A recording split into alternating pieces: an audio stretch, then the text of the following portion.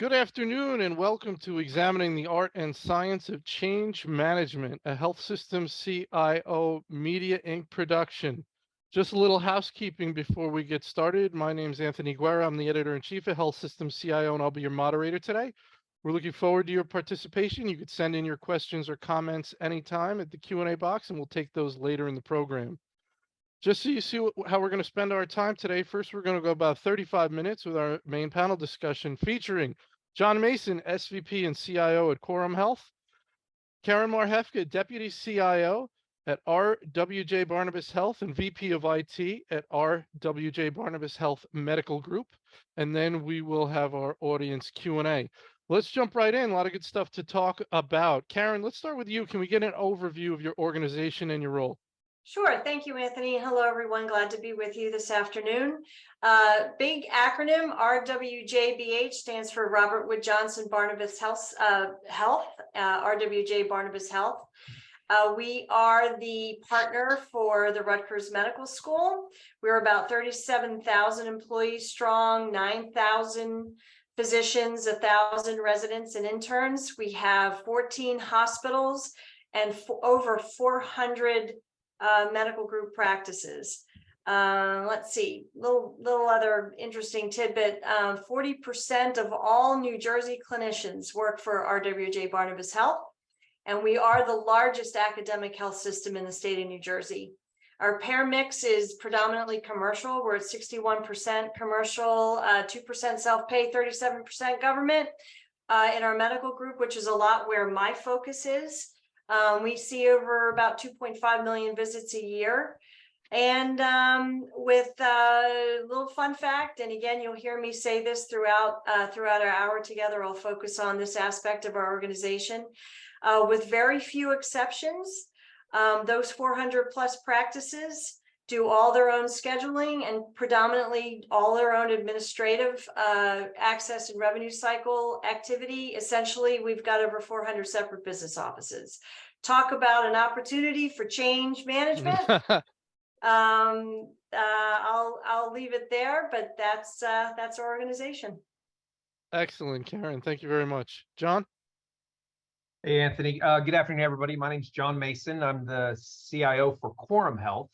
And Quorum Health is 21 hospitals located across the United States, primarily in rural and community-sized cities.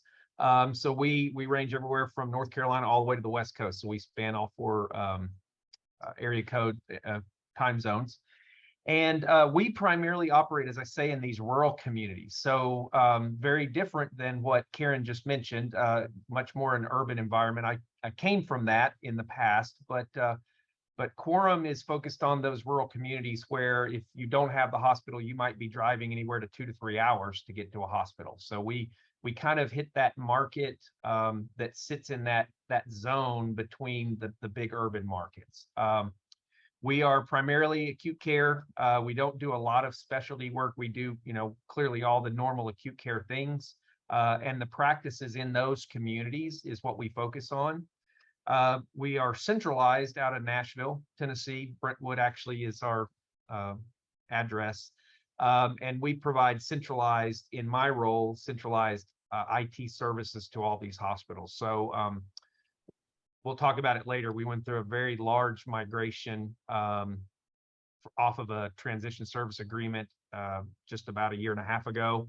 The Quorum company was spun out from CHS back in 2016 prior to my arrival here. But as I say, primarily rural acute care, associated practices and surgery centers to go with that. So that's our organization. Excellent, John. All right, Karen, let's start with you. Talk about the evolution of the CIO from simply ensuring system uptime and availability to fostering user satisfaction and delivering business value.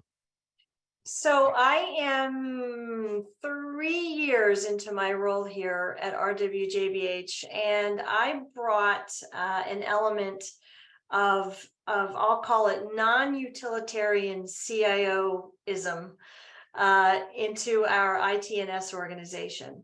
And we have, there's actually, our structure is an executive vice president, corporate CIO, who I report to. And below Rob, there are 2 deputy CIOs, of which I serve as one of them. And although the scattering of our vice presidents throughout our IT organization is a nice mix of application management, network, oversight, all the hardcore, technical things. My role in particular, although I focus a lot on the ambulatory side, my role has become much more of we've got really smart people overseeing a lot of the very, very complex technical aspects of our organization. But we need folks from representation from ITNS that are so embedded into the activities within our operational colleagues and counterparts that I don't think about the network being up every day.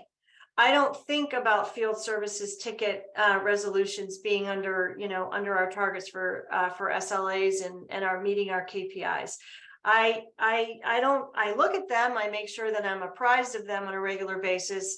And again, we have extremely smart people who caretake that every day.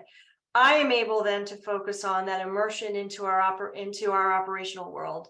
I walk that talk walk that walk and do that talk every single day. I sit on myself, my boss at the corporate level, and my counterpart. We sit in capital committees. We sit in the facilities committee. We sit on business development committees. Places where you wouldn't normally see a CIO. That's how I spend my time. So I essentially, and I said this to Anthony and John at the beginning as we were prepping for the call today, I try and make sure that my operational college, as well as my IT, the staff and our governance model within IT is built around being pitchers and catchers. We have to receive the request for IT components, but at the same time, we have to be aware of the reason for those requests. We have to keep budget in mind. We have to keep 5 years out, 10 years out in mind as we're dealing with those requests. So we're catching and we're pitching every single day, 24/7. So my role, that CIO, is a bit different than what it has been over the last 20, 30 years back. And I'm having a ball. Oh, very good. Excellent. John. Yeah, I think similar to Karen, I've seen a real shift, right? I think in the earlier days when technology was still a little less robust, you did spend a lot of time focusing on the technology, focusing on the uptime, focusing on what I would call the fundamental blocking and tackling. You know, are we answering the phone? Are we resolving problems quickly? Are we keeping the systems up? And are we providing the things we've been asked to provide? But things have certainly shifted, and much like Karen, I don't really spend a lot of time in that much anymore. I have a great team, and we're structured a bit different as well. So I mentioned that we'll talk about this, but we essentially stood up an entirely new IT organization about 18 months ago. We had to build everything over because we were part of a transition service agreement, and so most of that I have now sourced out to companies like DXC, Tech Mahindra, some other local companies, and Microsoft that do some of that blocking and tackling for me. So one of the other differences, maybe different than what Karen's describing, is I do those things as well with the business, but I also spend a lot of time in vendor management because really I'm holding them accountable to contractual terms and obligations around their service delivery.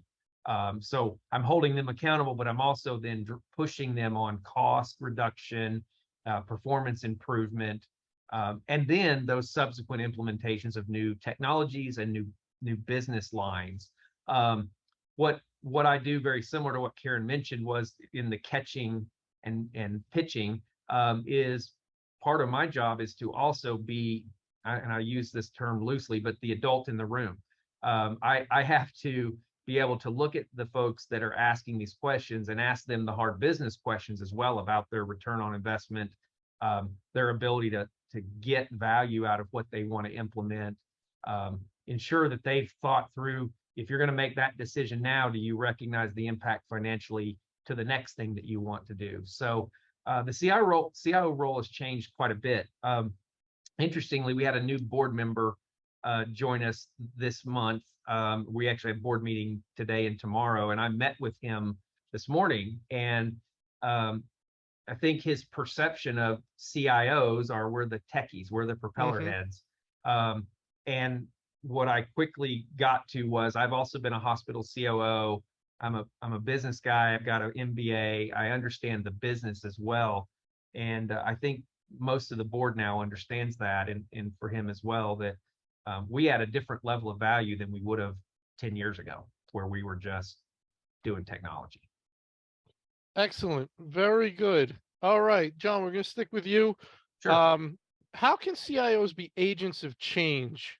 And discuss the art and science of change management. You referenced a lot of the financial acumen you're bringing to the table, but about this change management process, what can you tell us about that? Yeah.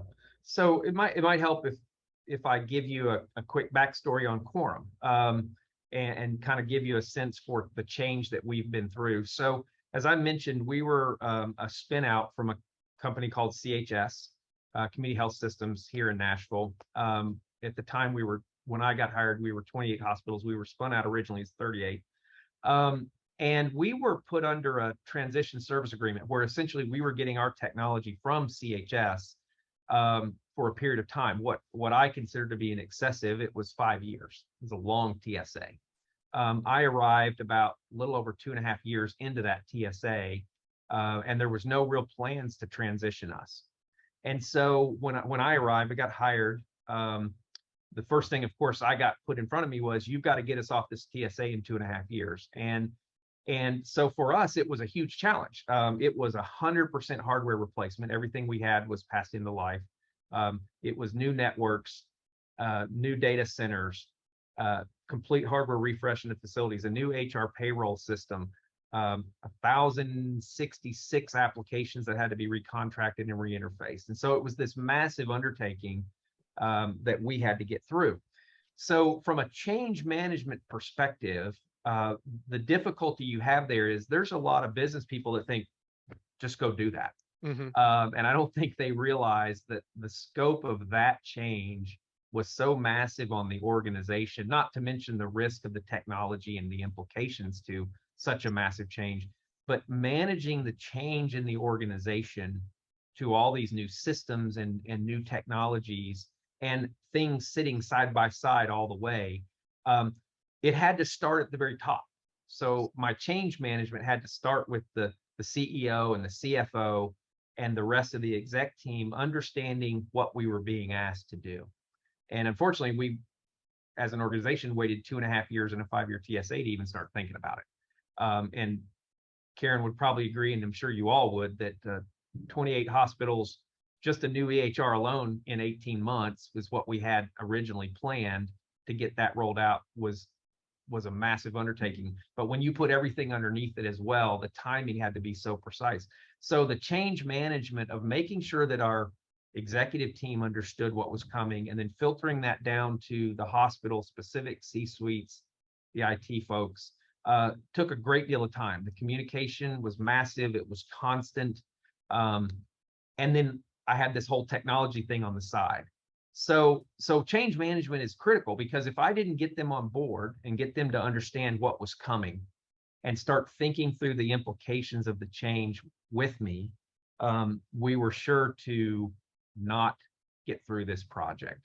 And it paid itself out later, because in the middle of that, we went through a financial restructure, COVID as well. And so we ended up only with 9 months to do all that. We didn't order our first hardware until July of 20, and we had a hard dead date of April 27th of 2021, and the circuits were cut. But had we not done all the change management ahead of time and got the sense of urgency in the organization, I don't think we would have made it. So we did all of that in 9 months. Impressive, John. Thank Karen, you. what are your thoughts? Okay, so one thing I didn't mention in my introduction of who RWJBH is that we are all 14, well, 11 hospitals and all those practices over plus 400 practices that I mentioned. We are right smack in the middle of transitioning to Epic. And we've divided, because it's so massive, it's a 5-year project of which we're pretty much right in the middle of. We've segregated the go lives into waves, of which there are 6, and we are approaching wave number 4. So everything's going very well. Technically, making sure, we're placing all the devices and we're connecting everything up, and we're making sure obviously Epic is built correctly. We're standard build and training is going well and all of that. But I have consistently, myself and my colleagues have consistently worked with our operational counterparts by keeping the message strong. It's not about the technology, it's about the workflow. The day-to-day, the workflow is going to be the most drastic change that our customers are going to feel. Providers, staff members, everyone that they're going to feel. And the technical components of this is not, I don't want to call it easy, I don't want to belittle that, but it's much easier than the human aspect of change. And some of the responses to that is, well, that's okay, we're going to have at the elbow support for 6 months, right? No, that's not right. A lot of this you're going to have to take, once we get you started, you're just going to have to internalize a lot of this stuff and use what help is provided. But eventually you're going to have to be the accepting body of this change and make it work. And a lot of that, now that we're 2.5 years in, a lot of that, what's happening is exactly what I expected to have happen. IT, you didn't prepare us well enough, for what is going on here. So you just got to pivot. You got to keep the message strong, and you just have to sort of pivot around some of those challenges. Every single one of our waves has been 100% successful. And every time we go through another go live wave, there's a sense of, wow, that one went a lot smoother than the one before. And not just from an IT perspective, but from our customer base, where they know that we really have our act together because we've been consistent and standard with how we've rolled this out. So I'll finish up by providing an even more focused example of how we're handling that change. On the medical group side, we were able to, in the past, we would get a call from business development, our business development colleagues who say, we just acquired a practice, 7 to 12 providers. We need to get them up on, one of our legacy systems by next Tuesday. And actually, we were able to do that. There wasn't a big machine, Epic machine, so to speak, behind that. It was taking care of a specific group of providers on a specific platform where we already had a lot of things built, and we didn't need specific hardware because we were all over the place. We could do that now, and it took them a long time to get there. They were very good students listening to us and getting used to the fact that a newly acquired practice, don't sign that contract until we've had a long discussion about when we are going to be able to put that practice on Epic. And so that those conversations, the change management about what can happen and when and how, that's been a big challenge for our organization to settle into that new reality, that things can't just happen like that. And we're getting there, but it's interesting. The challenges have not been technology. They've been the workforce. Anthony, I was going to add one thing to what Karen said. It's nice to know that the same issues exist everywhere. But Comforting.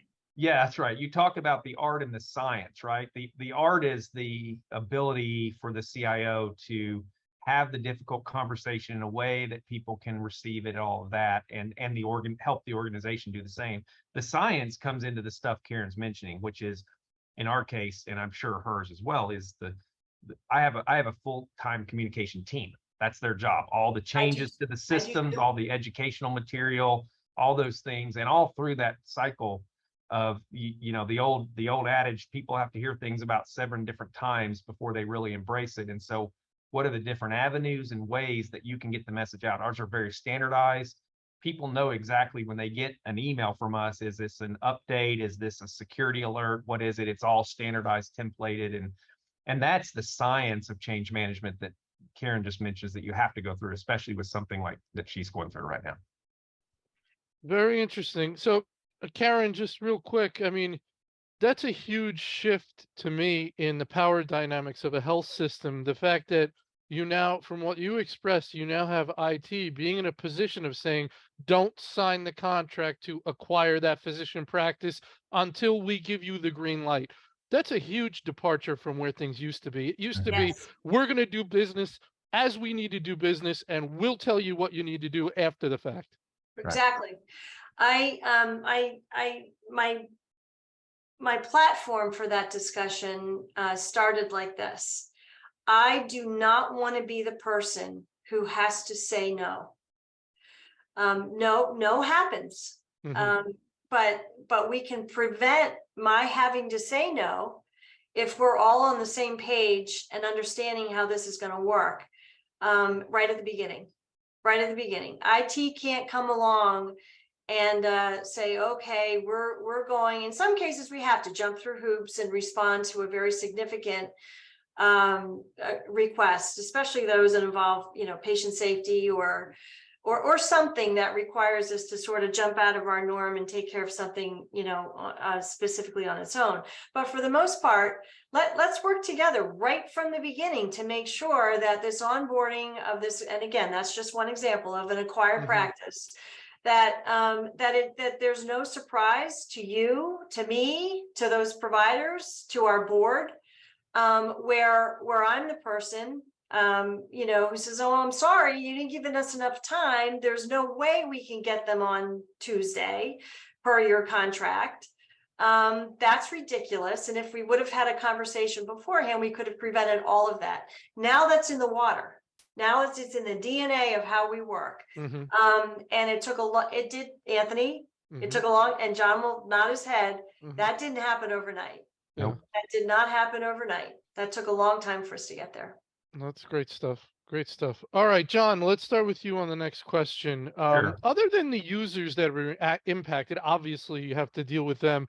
Who, and it may depend on the specific software, who are the key individuals that CIOs can work with to make sure this change goes through? So that's a good question, right? I think obviously the one that you said, other than, right? The folks affected are clearly some of the people you have to be working with. And to me, that means all levels in that organization. It doesn't just mean directly, in our case, directly with nurses and department directors, but it means the C-suite of that hospital. I think the other side of that is really the partners that we have as well, the vendors or the partners. And that goes a little bit to Rob's question here, which is how can we better support you? Mm-hmm.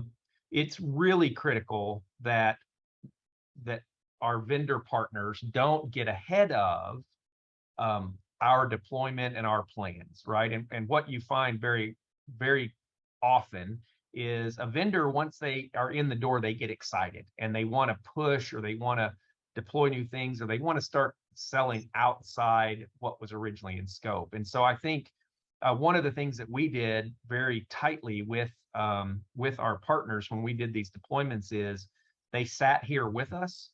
They had to provide people that were part of the team, and they worked within our plan. We didn't work within their plan. Mm-hmm. And so even if they came with a very robust plan, that had to be folded into something larger. And so working with those, I think to me, one of those is those vendor partners that we have to deal with. So, you know, in the case with Karen of rolling out Epic, she's got to work with Epic. She's got to work with whatever partner she's selected that's part of that deployment team. She's got at the elbow people, different groups. And I think it's really important that you work with them and you set boundaries on them, because if you don't, they can create chaos in the message that you're delivering. They add a new feature that they didn't tell you about. You know, we don't allow upgrades. We have a very strong change advisory board, a CAB, and a architectural review. We have a lot of different levels you have to go through before you can deploy things. But that's, to me, very important from another group. It's the external partners. Very good, Karen. So I call them my few best friends in my organization. If anybody from my organization is listening in on this or will listen to the recording, they go, why wasn't I included in that? But I've got them there, and I can count them on my right hand. The first one is not the corporate CFO, but the CFO who takes care of everything on the ambulatory side. She and I made sure that she knew who I was, that I knew who she was, and that we were on the same page, given capital expenditure and just things that are just, you know, where are they being categorized from a budget perspective? Because given the size of our Epic implementation, we have a huge budget for that, which opens itself up to, well, there's plenty of money in there. Let's just use that let's just use that. And we had to make sure that we protected that space. And I know that it's not so much change management as it is dollar management, budget management, but it also helps me. I'm able to use the guidelines that are built into just, you know, expense management, into parlaying that into helping me with my change management techniques, if you will. You can read between the lines on that one, but she has helped me do that in a big way. The other ones are folks that are embedded in our clinical processes and our business administration processes. They are, and this is a tired term, so to speak, but they're on the front lines. And these are folks that I've sort of I've been in meetings with. They've been at the table, but silently, or else they felt that their role wasn't grandiose enough to speak. But you kind of get the sense that they know everything. Mm-hmm. And you can seek them out, and then it's up to you on how you use them. Befriend them, let them know that you trust them and their opinion and their stories. And so a couple of times a month, I reach out and I said, okay, what's happening? What are you hearing? What are you experiencing? What's the vibe? And I get more out of that than probably anything that I do that lets me know how the change is going, things that we can sort of pivot, maybe a different philosophy in how we're viewing certain things, or things that we just didn't even think about. So I keep best friends with my money partner, and then I got 4 of them out there that I check in with on a regular basis, who truly let me know what's happening on the front lines. Excellent advice. A story. We love stories. Everyone says tell a story when you're talking. So John, pressure-packed 2.5 years. I know you may have a different story, man, but I'm just going to make a suggestion, then you can tell whatever story you want. Sure. Do you want to tell a story? I assume there was a worst moment of this whole thing, this whole transition, a lowest point when you were like, man, this is not, this is a problem. Does that come to mind, that moment? Well, yeah, it really does. I'm thinking through this whole process that we went through. And as I told you, we were less than 2.5 years, and it took us about a year of planning. I had to get all everything in place, right? I mean, I had to go through these massive contracts, get everything ready to go, get it architected the way we wanted it. And I can remember this. It was probably the week before Christmas, 2019. And the CFO about 5 o'clock in the afternoon, walked in my office and sat down, and he sighed. And he said, I need you not to spend capital for the next 5 months. Of course, we were having there's a longer story with the financial restructure we had to go through. And you can imagine what I thought, right? I had 18 months. It was all mapped out. I had all this work to do, and it was a risk regardless. And I can remember just looking at him and saying, I don't think I can do this. I don't think I can get it done on time. And we're going to have to ask for an extension on this TSA, which was not going to happen. And I think for me, that was the moment when I had to really get them to understand that, especially a CFO, right? When my CFO is telling me, I don't need you to spend money, that for me to pull this off, I'm going to have to spend more when I can spend now, because now you got to throw more at it to get it done. And I think for me, that was a challenge, because now I'm changing the budget, right? And in his mind, it's a delay, but you got to keep the same amount of money. And it just wasn't possible to get that done. And so it became a conversation of risk for the organization, right? What are we willing to risk? And ultimately, I think what I convinced them was, we're not willing to risk having all of our IT systems go away because we're not ready. And I think for me, that was a huge moment. It stuck with me, because now I had to reconvince this organization, because of those decisions, it's going to cost us more. And I think for me, that was just a difficult set of conversations. So that's a great lesson for other IT executives out there on the line, that if you were being asked to do something that essentially is, you could say, impossible, or creates a different set of risks that they may not be realizing. Like, Right. okay, you want me to do this thing? It's not for free, so to speak. Right. You're moving risk from A to B. And so it's a communication lesson. It's a lesson Right. of you properly communicating the situation, not having a panic attack, not screaming and yelling, but just saying, here's what you're signing Here's up what for. this means. That's Right. That's right. Here, this is what it means. And I can do it, one of 3 ways. You have to be pretty quick on your feet. And it then took more meetings. Of course, now I have to go to vendors and delay their movements and delay orders and all kinds of things as well. But yes, it really is making sure that when people make decisions, they've really thought through the implications of that decision. And you got to hold your ground.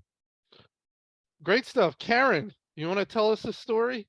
Yeah, so John, you already mentioned this. I didn't know that we had this in common until you mentioned it, but we both come from an operations background, not IT, though, which makes us very dangerous CIOs. Right. Because we understand the business. And so when I started at RWJBH, again, focusing on the ambulatory space, and my education of how the practices were working, I learned that as the healthcare system was acquiring the hospitals, along with those hospitals came those things on the tail end there, those medical groups. Oh yeah, those. So we had it's almost like a puzzle, and the puzzle pieces are these disparate medical groups that were intentioned to come together and work as a single organization. We're still working through that change, but what I learned, and you've heard me say this a few times, is that there are literally over 400 separate business offices, because there's been no centralization other than some hardcore billing aspects, coding and so forth in the background. But essentially, all of these practices are working independently from a scheduling perspective, pre-registration, authorization, referral, appointment management. All of that is decentralized with very little exception, but per practice to practice. Now, for me, coming from an operational background, I was horrified. It literally took my breath away because of the implications potentially from a revenue perspective for what that causes, and the just sheer unbelievably beautiful opportunity to centralize a lot of that using information technology. And then I was handed a, well, digitize all this. Mm.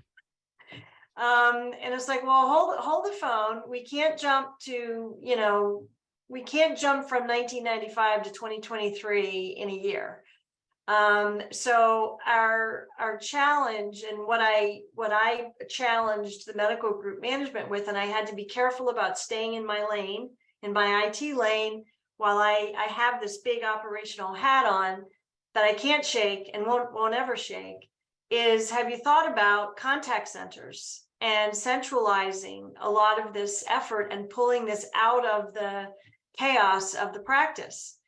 And that was not, it wasn't that it was not well received. It was just, well, we've not done that. Mm-hmm. How do we do that? And I had to respond to that from well, there's digital help for that, which we own, which we already have.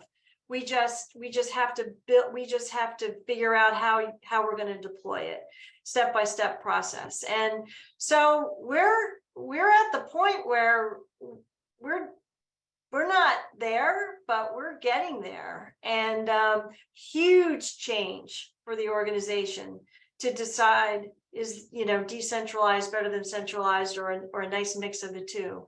But anyway, that's I live that story now every day, because that's a large part of my job, is from a telecom and digital perspective to make that happen, along with the colleagues that are that oversee those areas. But Karen, I got to ask you this, and handle this as delicately as you want.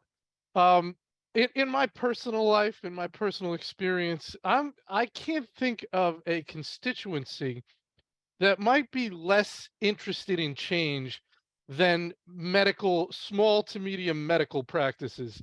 And I'm not talking about the clinicians, I'm really talking about the staff. You work with a challenging group, is my guess. I do. Is there a question there? How do you make it happen? How do you get them on board? Okay, walk in their shoes. Uh-huh. Provide at every turn, and it has to be real. It can't be put on. Respond with empathy. Mm-hmm. And a solution. You can't just say, I hear you, oh man, I feel your pain, and then not follow that up with, here's what we're going to try. Mm-hmm.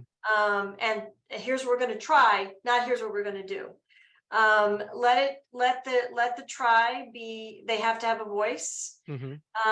And give them examples. Always in all those over 400 practices, there's more than this, but there are 20 of them who are doing spectacularly well. Mm-hmm.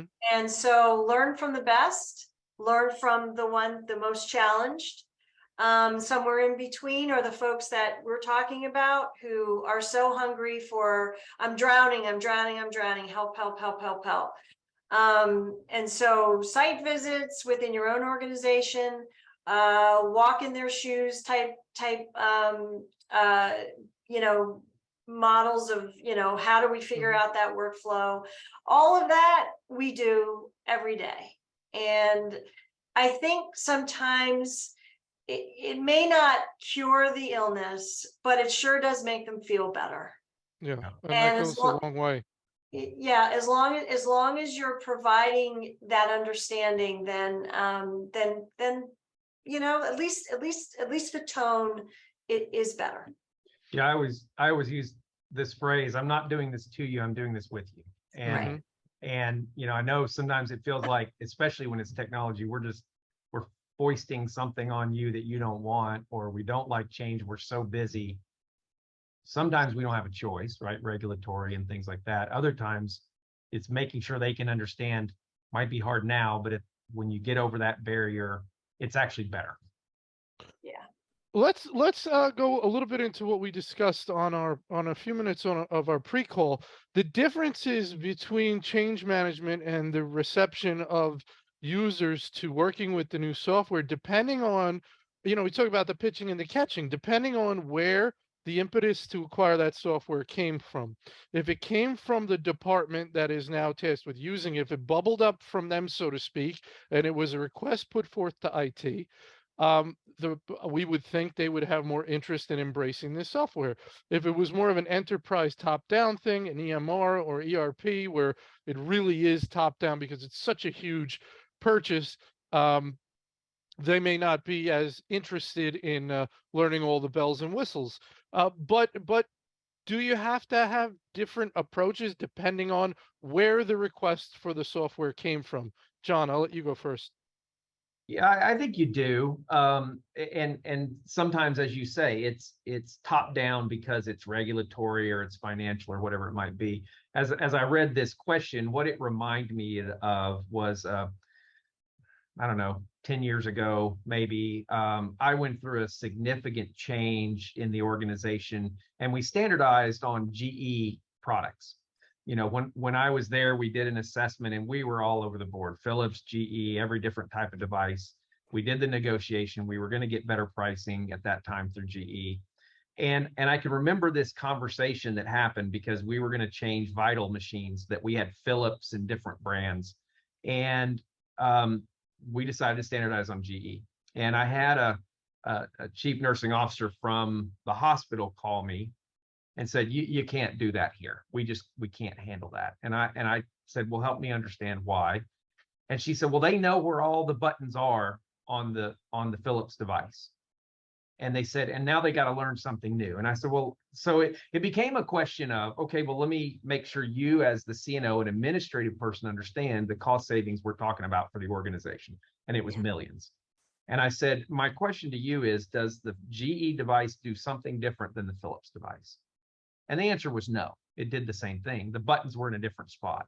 And so in that particular case, it is an irritant, right? Because the nurse is used to pushing a button in a certain spot, and you have to be sensitive to that.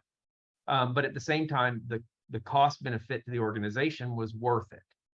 On the other side of that coin is exactly what you're talking about. A vendor decides to suddenly change the position of a button on a screen without telling you, without forcing anyone else. And the question really now becomes when we deal with our EHR and other vendors is, you have to come through me to make that change because I'm going to hold off any change that has no value simply because it's a change in your design or your look and feel. We're just not going to do that.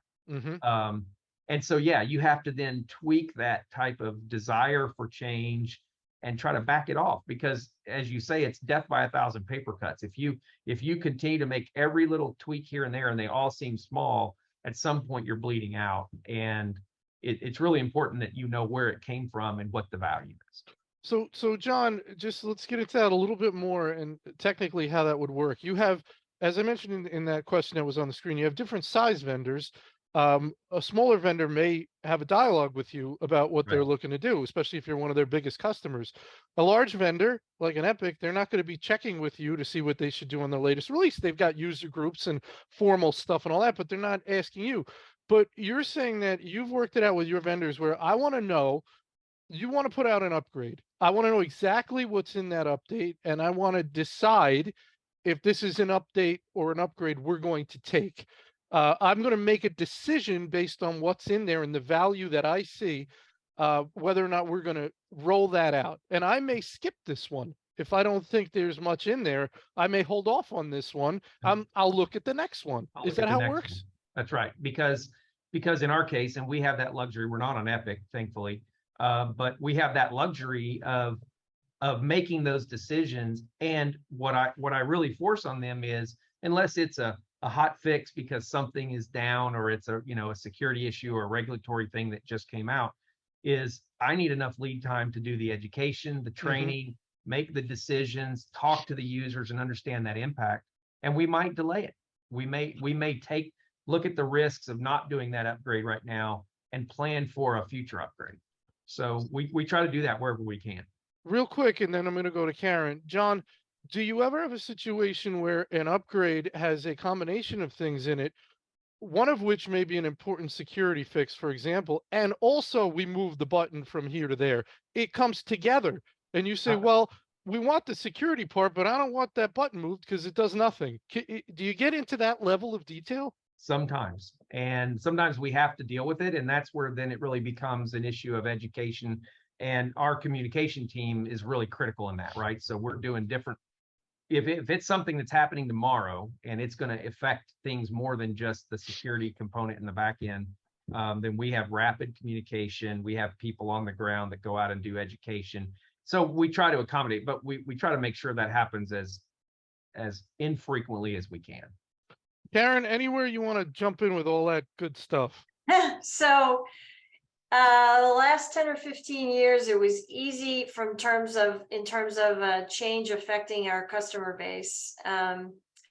Why did you do this to us? You know, why this change? We used to be able to say, because the feds are mandating it. Right. The feds. That gave us that was an easy answer. And hardly, it was okay, we'll accept the pain because we know we have no choice. Right. Now it's less about that. And I respond by saying it's not, well, I don't say it's not the feds anymore, but it's our patients. They are expecting, most of them, not all, but most of our patients are expecting a very seamless, frictionless, pristine digital experience. And they get it everywhere else. They now expect to get it with their healthcare organization and beyond. And all that raises some eyebrows. It's like, oh, right. You know, it's hard to argue with that. Mm-hmm. And it gives a lot of the clinicians and the folks who support our clinicians a lot of food for thought and looking at things from a different perspective. You're used to using a system that does this, and this, and it was very convenient for you and you felt like home when you were using that. Mm-hmm. But the experience for the patient, you have no idea necessarily what that was. And now everything that we're doing, especially with Epic and MyChart and having one patient, one chart, and you know, the ability for no matter where you go, you have access to that data in many ways, not always, but in many ways.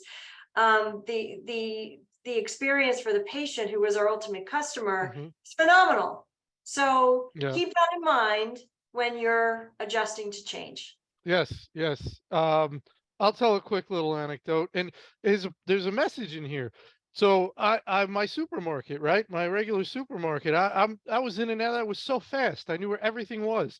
Then they switched everything around. I'm lost. And I'm thinking, you know what? As we're talking today, if there was a sign up at the front that says, "Here's why we did this," I would be much happier. Oh, there was some logic behind this. Not just now I can't find the peanut butter. Anyway. Please pardon our dust, right? Please pardon. Yeah. It's just it's frustrating. All right, so what we're gonna do is we're gonna launch a quick little poll. We're gonna have fun with this. So you should be able to see the poll on your screen. Business leaders, again, this is my theory here. Business leaders bear not all, but the lion's share of responsibility for the change management of their users, even when it comes to IT projects. So at IT projects being rolled out, forget about who requested it, whether it came top down or bottom up. I'll give IT maybe 30%. We're not going to let IT off the hook. They've got a responsibility here, but I'm saying the business leaders bear the responsibility of making sure their people are using that software. So let's answer that question, and then we will take a look at the results in a few minutes. Ask a co-panelist. I want to get to that. John, do you have a question for Karen? I'd love to hear this. Yeah, that's great. I do. Hey, Karen. So I guess my question for you is, if there was one thing you didn't wish you had to do in your job, what would it be? Oh, I love it. Oh, it's not just me. It's myself, my boss, and my colleagues in IT. We actually had to build. And I want to make sure I say this right, because it's not like I don't like doing this, but we had to do this. And it was like, really, we're having to do this at this point? We had to build a really strong governance structure. Yep. We were without that. We thought we had it, but we actually did not, because decisions were being made willy-nilly, Mhm. outside the, outside what could be a good conversation or structure for approval, denial, that sort of thing. But we had to we had to work to build a governance structure. And that's very hard to do. It is. And then you have to sell it Mm. to the folks who have to abide by it. So how's that one? That's good. I That agree. that was not fun, huh, Feels Karen? like It it wasn't shouldn't like be necessary. let's do this Yeah. again. Not fun. That's great. Definitely. That's great. All right. Excellent question, John. Karen, do you have a question for John? You get back at him for that tough question. So I'm going to keep it along those lines, since that's of such importance. So governance structure, John. How is it very your governance structure? You have a huge organization that you support.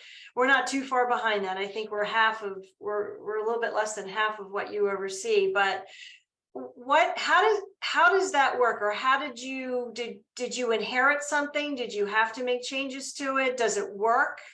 Is it effective? I think in some ways when I got here, it was like yours. It didn't exist, and it's getting better. We're probably not as formal because in a lot of cases we spent so long on just the transition, right? We went from what I call transition. We spent about a year in what's transformation, and now we're optimizing. And now we're actually able to start getting the business users to get in front of and let us know beforehand. Probably not as formal as yours. I wish it was. In fact, that's what I built in Texas, a very formalized process, but we're getting better. A lot of mine is still a little bit of reminders and cajoling. We get some of it, but there's still hey, we have a practice opening next week and we have to do this because the other group quit. And thanks for letting me know early on in the process. So I think for us, because the organization that I guess I will say we inherited, that was spun out, was very decentralized in that way. It's been a real cultural shift for a lot of these hospital C-suites. They were always allowed to do their own thing. And now we've pulled things back. So probably not as effective as I'd like it to be. And I think in my case, I wish we didn't have to do that. I wish people thought that way. And even more so, I wish that I didn't have to, I don't want to say lecture, but have conversations around ROI, right? Why am I having this conversation? That's supposed to be how you think automatically. But Right. Yeah. All right, ready for some poll fun? All right, here's what we're gonna do. Karen, do more people agree or disagree? And then we'll get John's opinion. Then I'll reveal the results. I'm going to say that most people agree. Okay. All right. Yeah, we're short on time, so we'll leave it there. John, Okay. agree or disagree? I'm gonna come down on the disagree side. I'm hopeful that people starting to see it a different way. All right. Well, there's the Wow. results. 88% of people agree that business leaders are ultimate or should bear the lion's share of responsibility. John, that's a good thing. That takes you off the hook. That's right. I guess I can go home earlier. Yeah, you're done. Take the day off. So 88 to 12%. So Wow. that's fun there. All right. Listen, I wouldn't really have time for a last word, but excellent conversation. Incredible amounts of great information out there and a tremendous amount of fun. That is about all the time we had for today. Regarding continuing education, you can use the final slide in this deck. You'll get an email when the on-demand recording of this event is ready for viewing. If you want to sponsor a webinar with us, you can reach out to Nancy Wilcox from our team and go to our website to register for upcoming panels. With that, I want to thank our tremendous panel. Lots of fun today. John Mason, Karen Marhefka. I want to thank you, our attendees. And with that, everybody have a wonderful day. Thank you. Thank you all. Thank you. Bye-bye. Thank you. Bye. Thanks.